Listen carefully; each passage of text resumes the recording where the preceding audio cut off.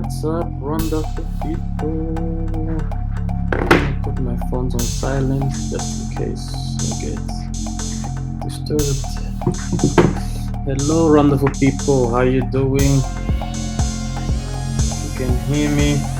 Give me a thumbs up or reply.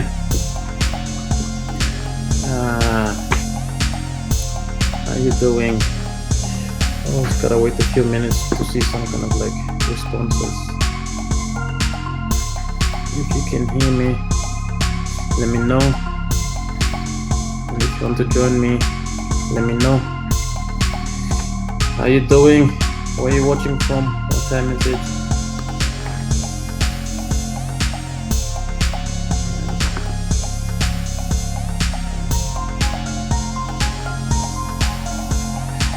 Hear me?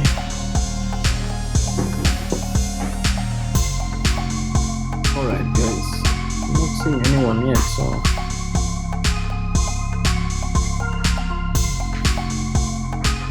hope everyone's good. How you doing?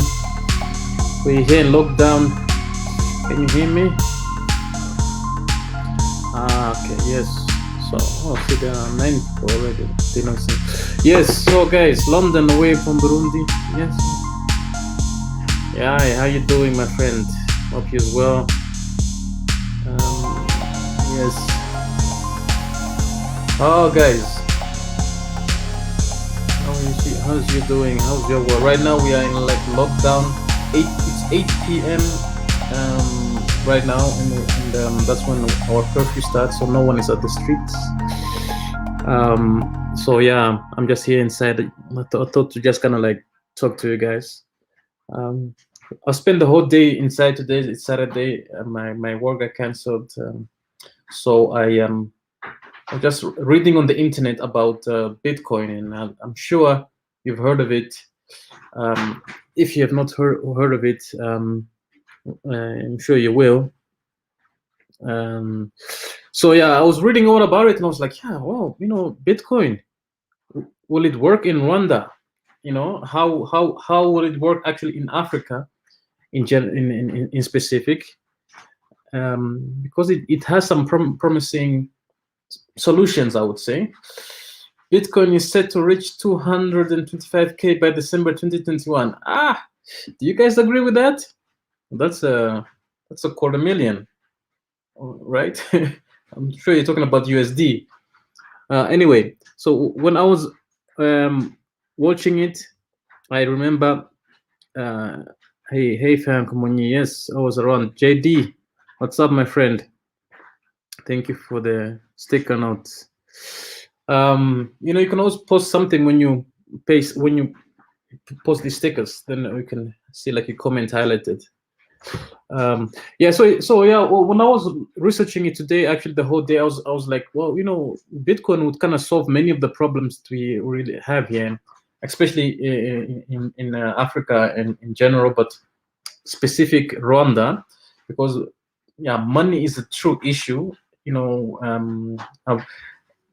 Just looking at the other countries who have a lot of money, like America and countries in Europe, like the Netherlands, where I'm from, it's hard to realize that these people have money, and this money is to a certain degree just printed, so they run out of money and they print more money, which in a way kind of makes it feel unfair, right? Because the rest, for normal citizens, we have to work for that money, but governments can actually just print money. So in other words, yeah, they can never go broke, which is a good thing, I guess, but also maybe a bad thing because the value goes down. So with Bitcoin, at least you have a certain way of like, because it's capped, the intrinsic value is it stays intact, and I feel like it has many. It can solve many of the problems that we have right here in Rwanda, I would say. The main one being a great store of value. So I'd like to get to know your takes. How do you see Bitcoin working in an African context? For me, I can talk about Rwanda. I guess that's the African nation that I know the most of. But if you're also from any other nation, like, how do you see it happening? I'm going to give you my views on what I see Bitcoin could do for Rwanda, and maybe for other African nations as well, and also maybe what some drawbacks are from that. Okay, every time they print money, the money circuit goes down. Yes, so that's one of the biggest thing, I guess, right? When people print money, is that the circulation goes down and the inflation happens basically. So when you used to buy like a tomato for $1, now you need $2 to buy a tomato. So anyway, I'm gonna give you. Do you agree with I? What's I? You have to finish your sentence, Miss A. Blue. So yeah, Bitcoin. I guess if you don't know what it is, let me just give you a quick explanation. Bitcoin, in the simplest form, is like digital cash. The same way when you have cash and you want to pay for something, for example, merchant on the street or anywhere else, you can just give them the money, you get your product or service, and your transaction is done. So yeah, that's in essence what Bitcoin does, but then digitally. Any people in Africa, we are used to cash basically. We're used to going somewhere and paying for like transport. When you take like a motor here and want to just pay and you're gone. I think Africa needs its own. Yes, it definitely needs its own cryptocurrency. Hey, what the Maya in the building? What's up, my brother? How you doing? I feel like the fact you're becoming more consistent these days. Oh, me? Yes. Oh, I thought you was talking about the Bitcoin, but yeah, man, I'm trying to follow you, big brother, there in our YouTube, big brother. Yeah. So when you have this digital currency, that is, when you have this cash that's basically digital, it makes it very easy to conduct your business. For example, let's say I want to have like one of the cases I used to study was like, let's say I want to have like an operation, but I don't want the bank to know that I went to, to pay for this operation. Now, nowadays, because you pay everything digital, the government can basically know everything when they check your bank accounts. But if you can pay cash, it can be solved. But so I keep reading these comments because that was fascinating me. And one thing that will work for us Africans is to I think have one currency as a whole continent, to have free trade between Africans. Yes, Fidel, that's definitely the big goal. If Africa can basically unite the same way you have like the United States of America with one currency and ideally also one main language, of course free trade would increase, but we are building towards that. We are getting there slowly but surely. So yeah, what was I? All right, so yeah, I'm gonna just finish this. So Bitcoin is a digital cash where you can just trade freely with anyone without the government basically checking or having control over your assets.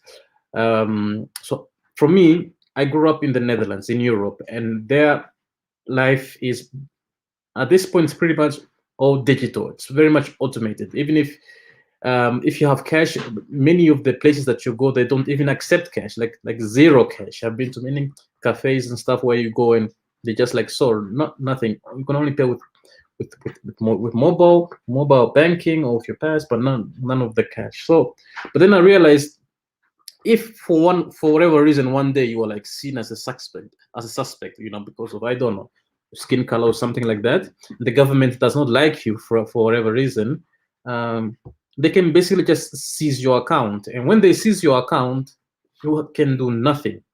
So like I said, many of the places, if you're going to take transport, if you want to pay for transport, if you want to go eat to certain restaurants, it's all paid by cash, by card, and through your bank account. So it makes you pretty vulnerable. So everyone, at least that I know in Europe, is living their life digitally mostly, also paying digitally, but everyone is vulnerable to the government, basically. If the government just decides to, for whatever reason, to cut you off, you are done. You cannot move, you cannot buy anything, and it's gone. So that's when this Bitcoin was developed, I believe in 2018. Don't quote me on that. It's 2018, 2019. It had to do with the crash that just happened in the banks in 2008. So not 2008 and 2009. That's when it was developed. And because it has like a fixed amount, that means that government cannot print extra. And when it first came to market, it was trading below $1, then it became $1, then it became $10, then it became $100, and now, by the recording of this time, it's around 40. Let me see.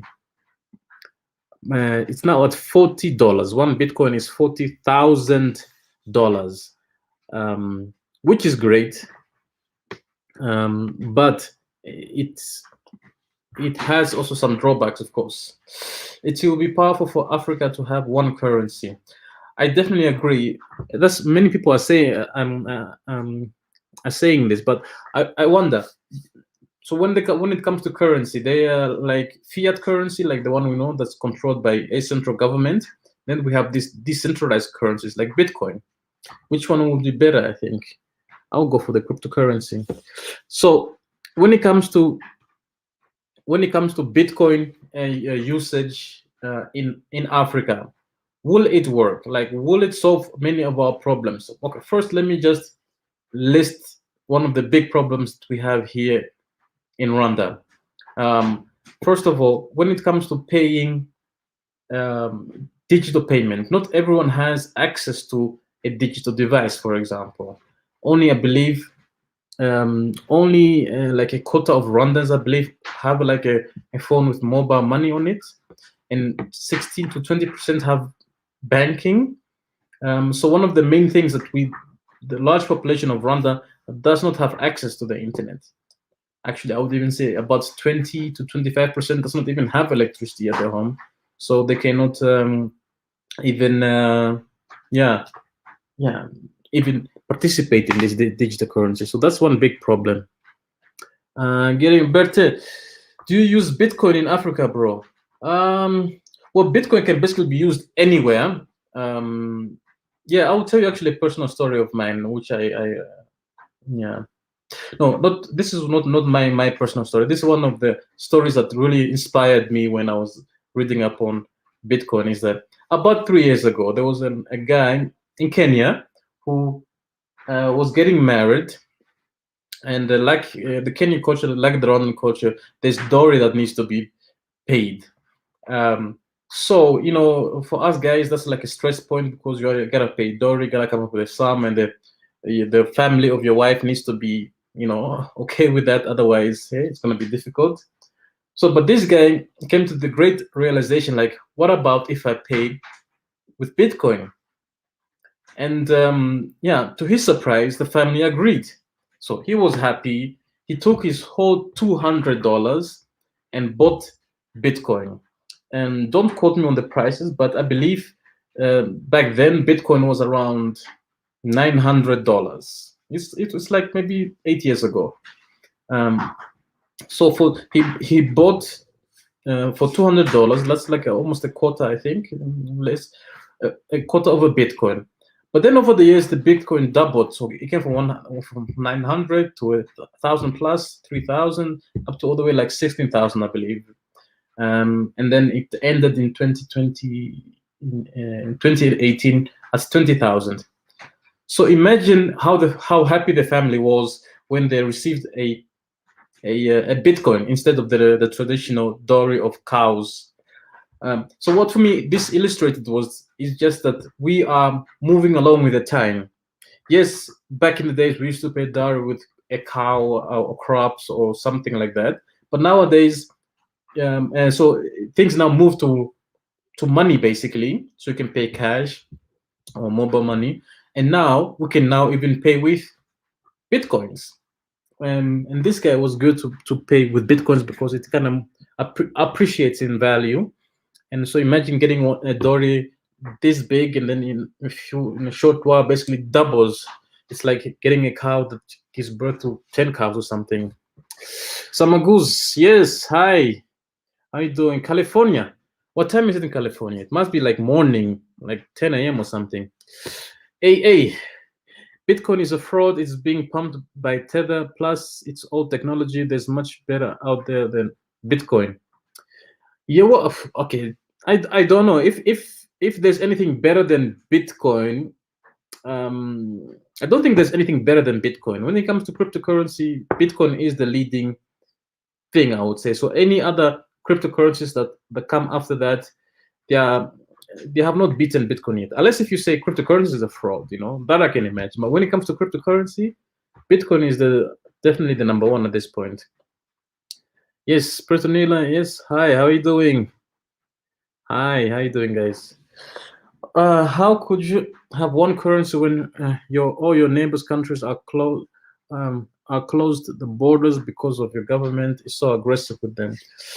Yeah, man, it's politics, man. Maybe you should go into politics and come up with a better solution for this. Because one thing that I know is that it's not easy dealing with different countries, different sovereign nations, and I'm happy I don't have that job. To be honest, I will leave it up to people who are more qualified, who like those kind of jobs.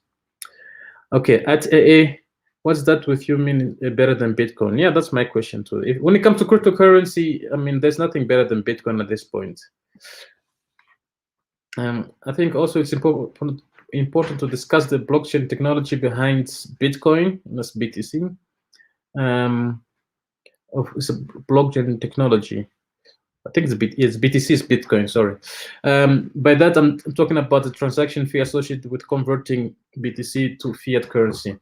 Yes, okay, let me give you a quick rundown from what I've realized. So yeah, there are some transaction fees, but I'm telling you, it's nothing compared to the transaction fees that you are normally paying. For example, I don't know where you are from. Let's say you are from America, and you want to send here money to me, and here we use the Rwandan franc.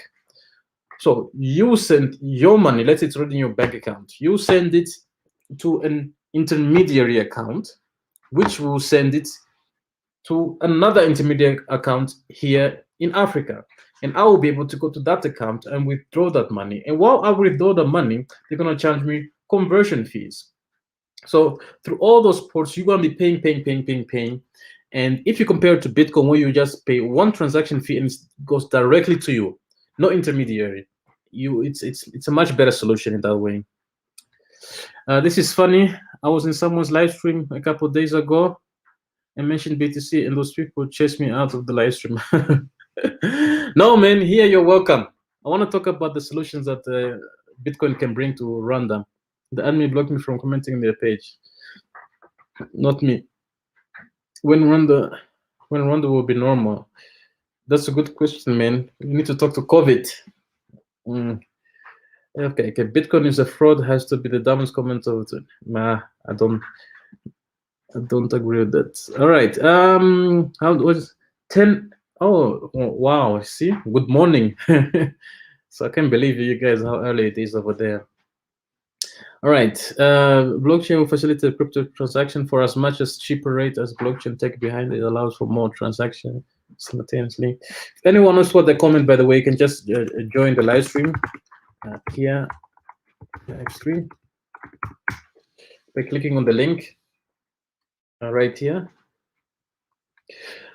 Yeah. So sorry, now I lost your comment. Let me bring it back. It'll allow some more transaction times. Yes, yeah, you're right. There's still much development that's needed, but already in its infancy, it's already solving a lot of problems, like I said, of good store value and just not having government inside your pockets. Yes, Jean-Paul, what's up? How you doing? From America. What time is it in America? Yes, how you doing, man? What's good? We're fine here. So, guys, how will Bitcoin work in Africa? What's the solution do you see it's happening? Okay, Bitcoin is the MySpace, Ethereum is Facebook. So for anyone who doesn't get this joke, MySpace came before Facebook, and it was like semi-popular, but it's like nothing compared to how big Facebook became. You might be right. Right now we are like speculating. So you have these two currencies right now that they are competing.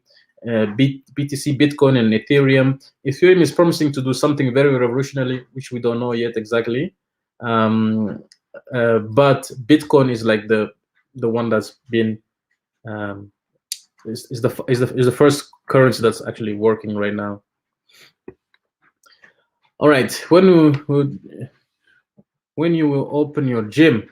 As soon as the COVID cases kind of slow down, and the government also allows to reopen the gym, so that's one of the things that we have in here. Yes. All right. I need to connect to mic. All right. See someone. Leo is wanting to connect, but it's not.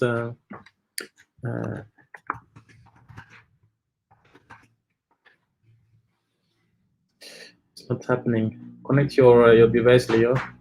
What time is it over there, James? 10 a.m. Oh, you're also from Los Angeles. Oh yeah, damn guys, it's really early. So like I said, Bitcoin here. One of the main problems that it would solve. One of the second problem it would solve here. It's a good store of value. So you must imagine people here are not used to digital currency like in the bank account, in mobile money.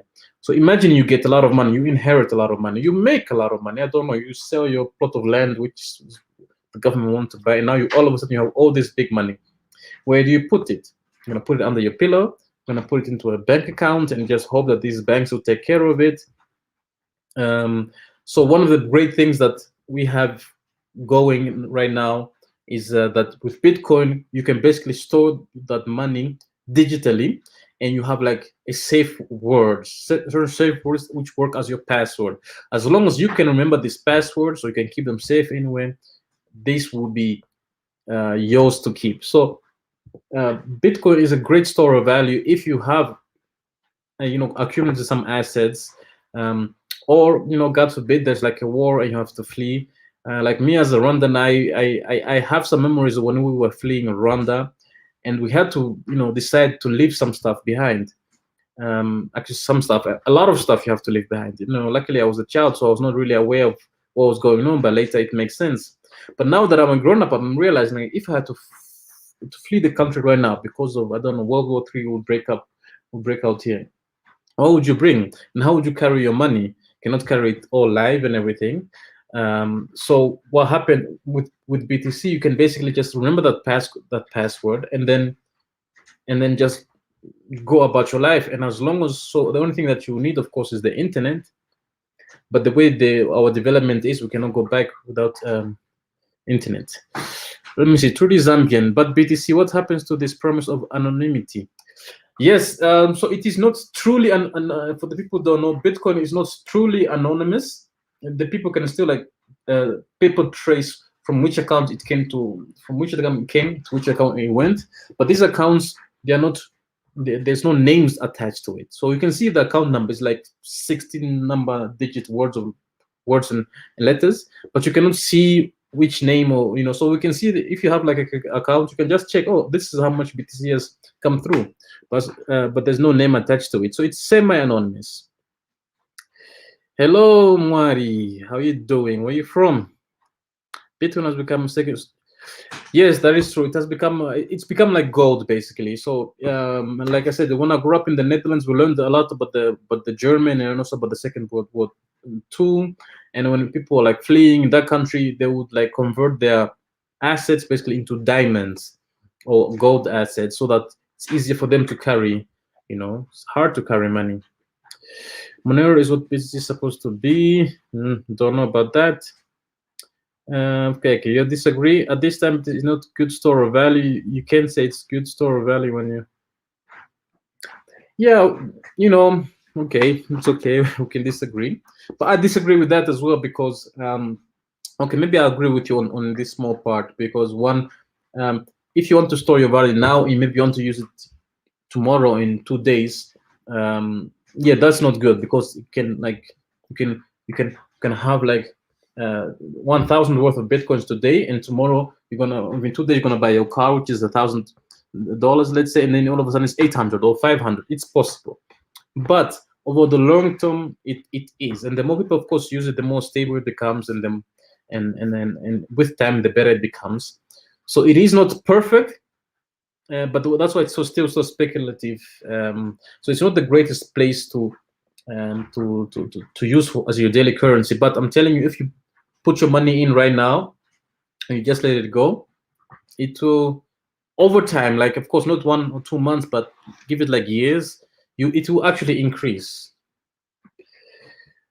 Hey brother, do Rwandese returnees have to pay taxes when they come back to Rwanda after many years. Oh yes, I think you DM me, right? Okay, I can answer you right now, I guess. So no, you don't have to pay taxes on your goods that you bring here. So any household goods that you have, you don't have to pay taxes. It does help to go through the embassy and ask for basically just get a letter from the embassy stating that you are moving to Rwanda, and they know that okay, you are coming from this country. Huh? But no, if you can come and just say like, hey, I'm a returnee, and then they will not charge you taxes on that.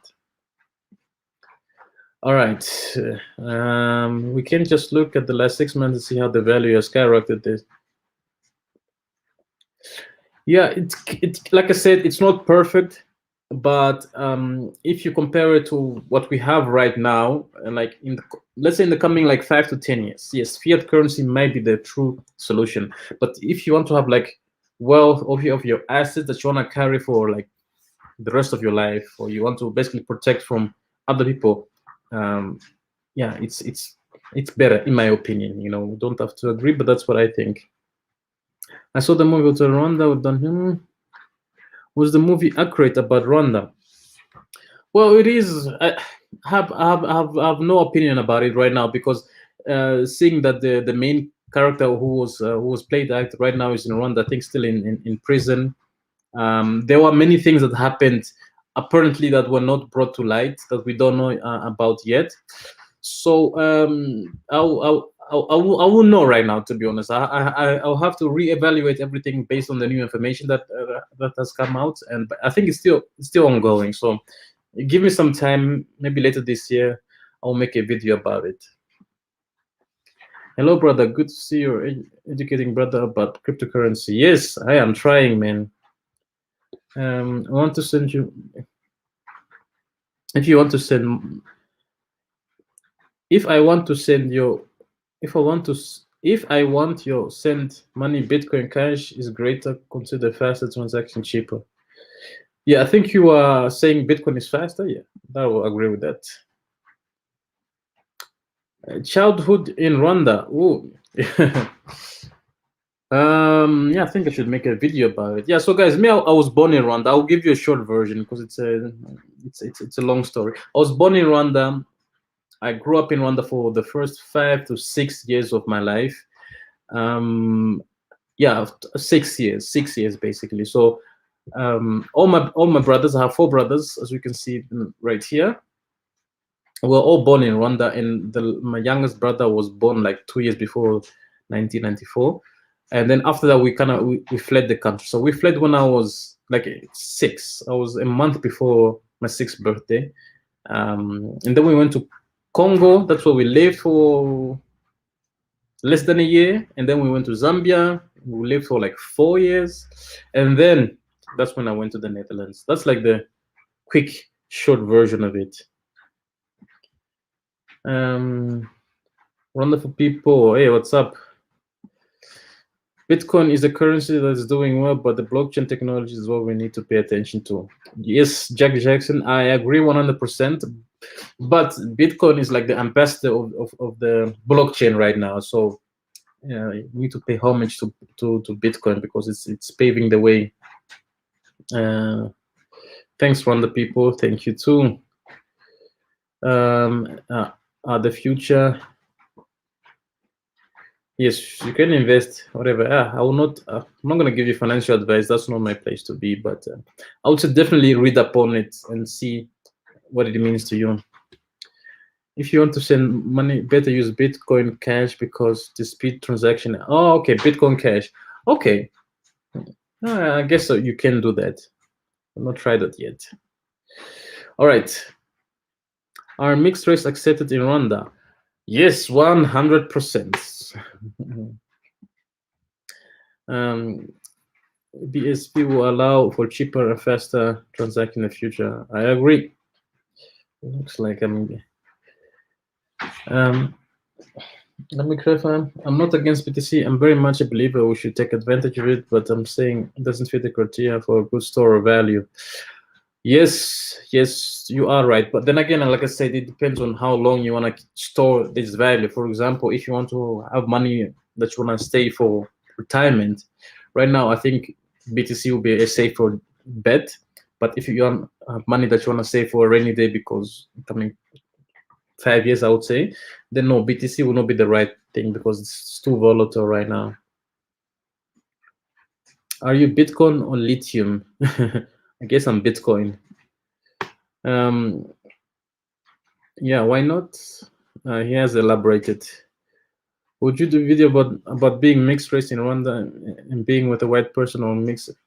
Chioma. No, this is for me is a very interesting subject because I have been thinking about it. The reason why is we have, like I said, I grew up in the Netherlands, and growing up there, you get exposed to a lot of white people, including white partners. So many of my friends have married, have gone with white people, now have mixed race children, and now I'm just looking at it, and because I witnessed it all from the beginning to where it is right now.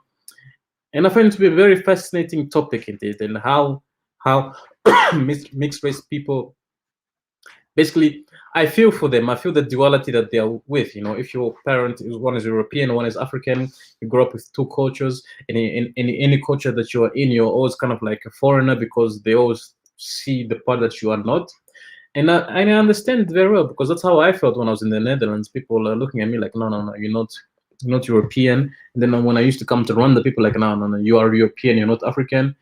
But it is a good topic. I will definitely write it down and then make a video about it. That you can count about it. Your story is close to mine. Yes, man. My story is close to hundreds of Rwandans, actually. Any other investment advice for Rwanda that you're willing to share? That's a good question. Let me think about it.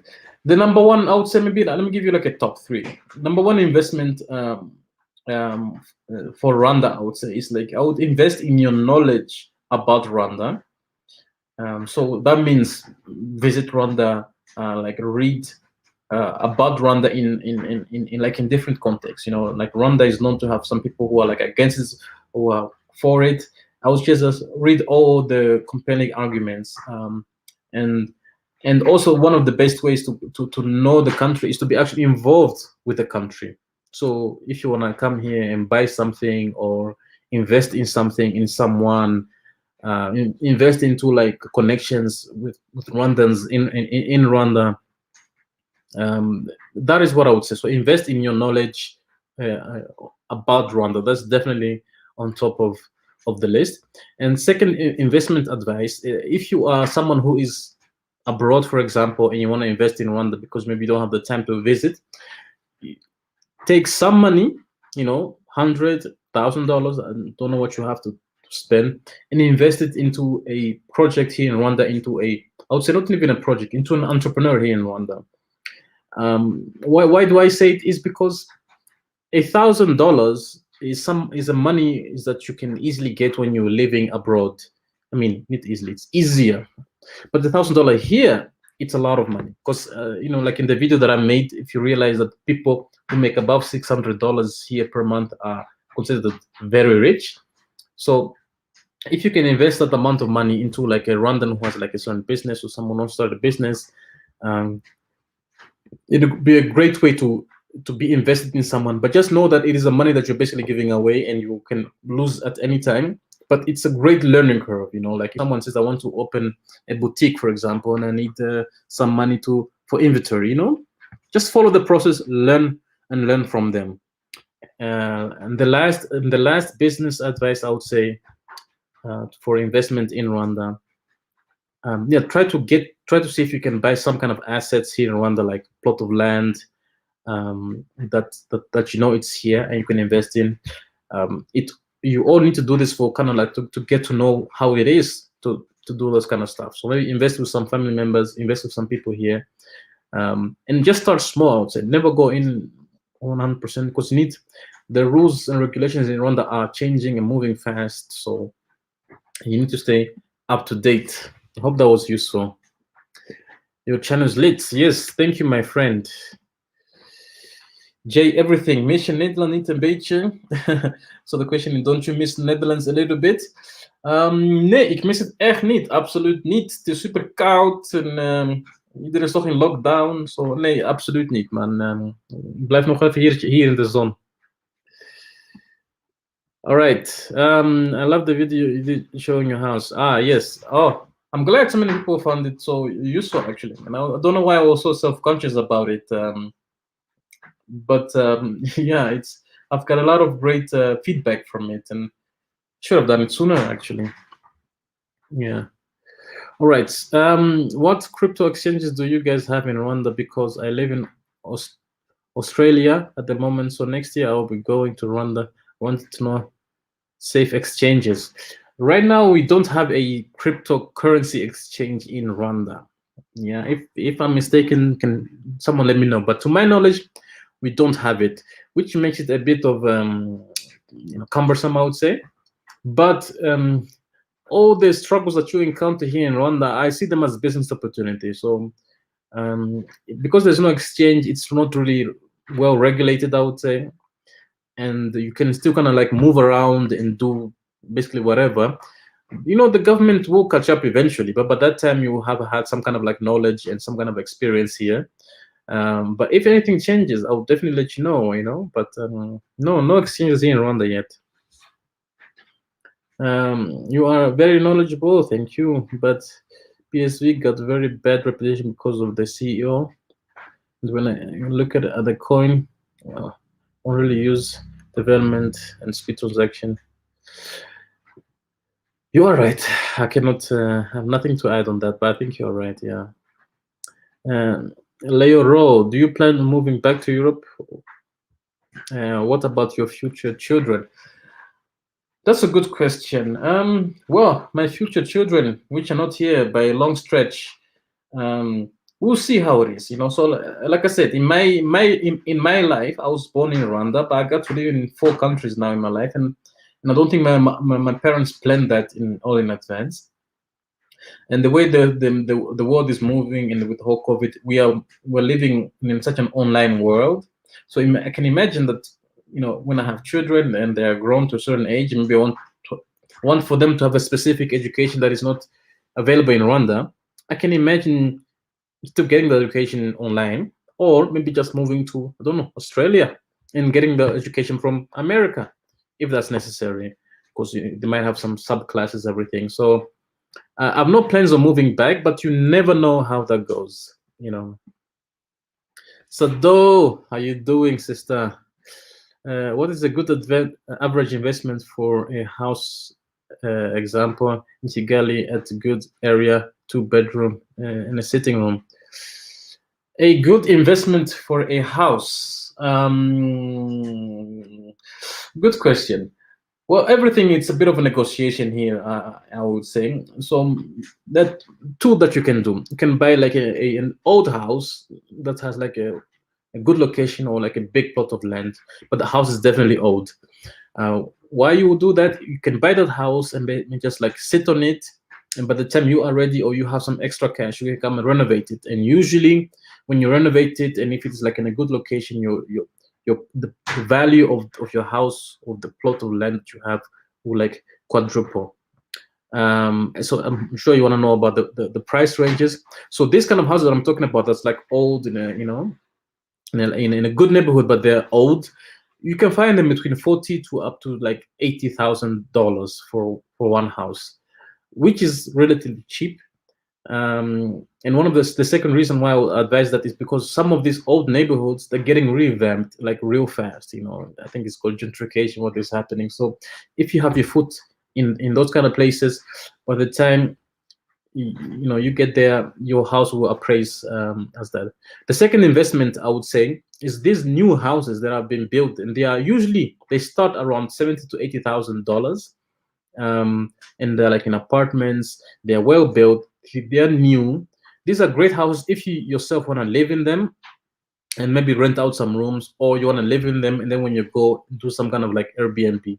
But these houses are usually around $80,000, and these are great houses to, like I said, Airbnb, to have like a good rental prices around Kigali and areas. Yeah, I've seen so many areas. Nyarutarama is a very good area, but Kaichiru is my favorite one because it's between city and the rest of the of the city.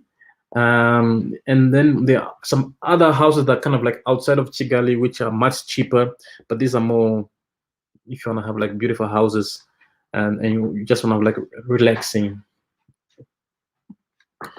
Your lady is beautiful too. Do you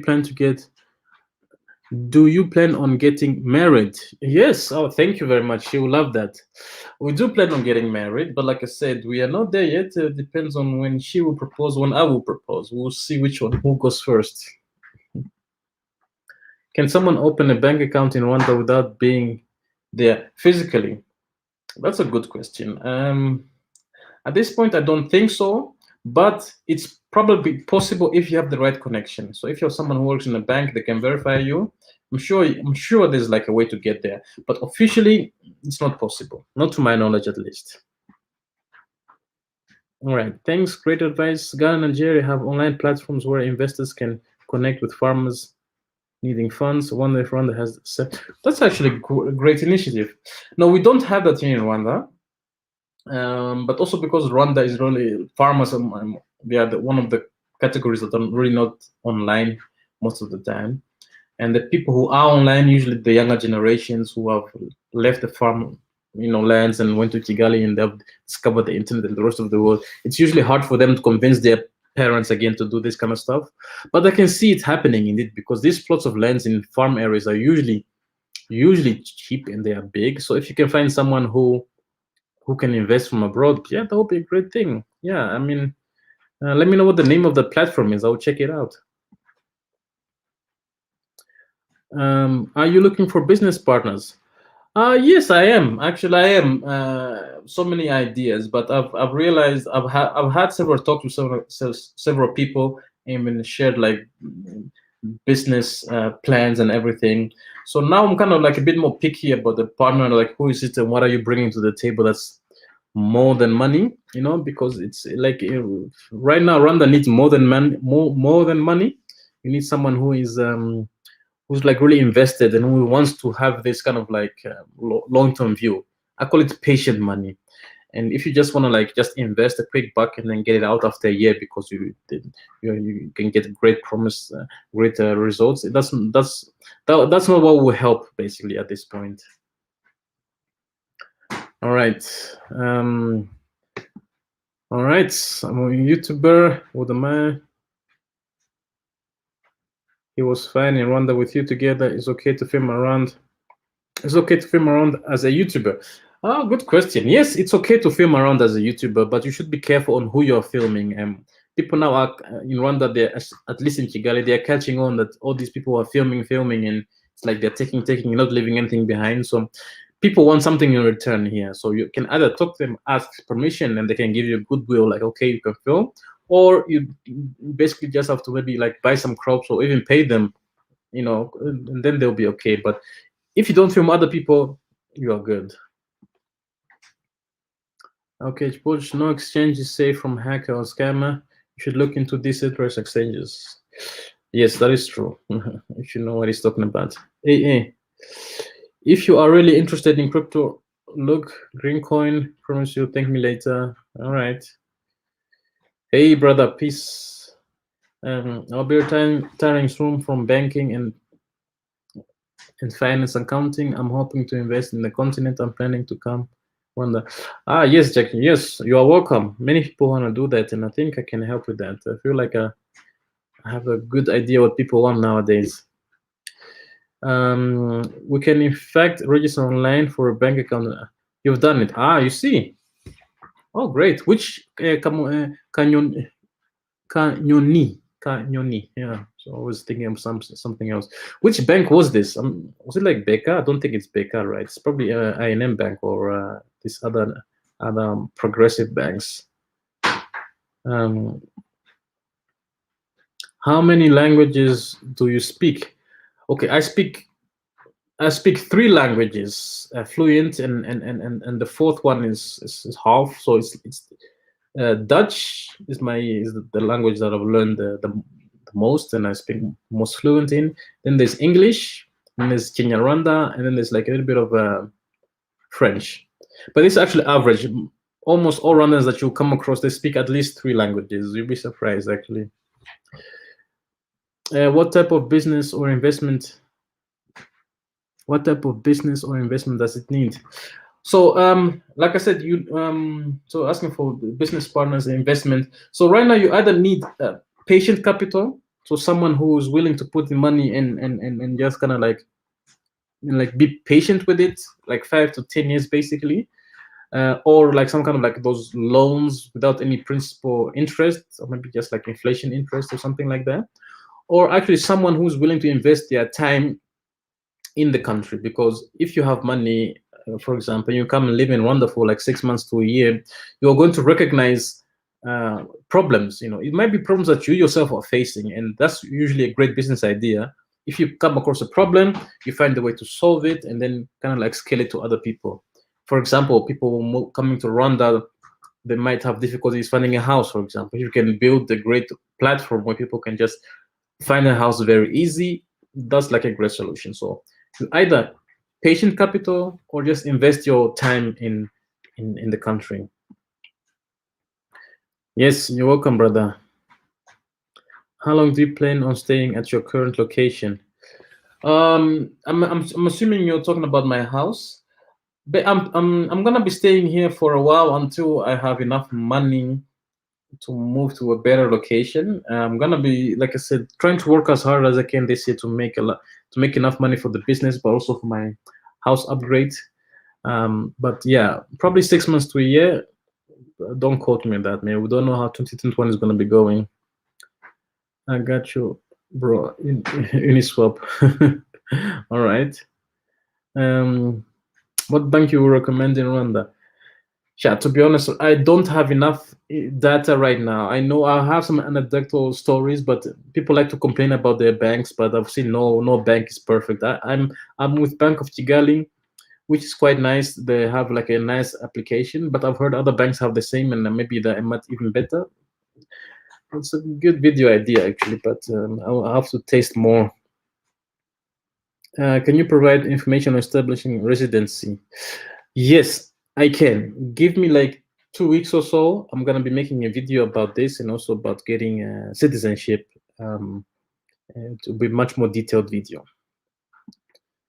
For farming investments, Pay Farmer is one in Nigeria and Quitex is in Ghana. Okay, I'll write it down. I find that to be very interesting. Pay Farmer. Who knows? I might kind of move to Rwanda. Would be a great idea. Quitex. Thanks, bro. All right, guys. I think we're coming towards the end of this live. You've got to speak some French, definitely. Yeah, you're right, man. Et je parle un petit peu français, mais c'est pas beaucoup. Ah, right. Yes, you are welcome, brother. How fast is the internet, or how fast is the internet speed in Rwanda? So right now, mine is around 15 MB per second. It's plenty enough, but we have them up to 100.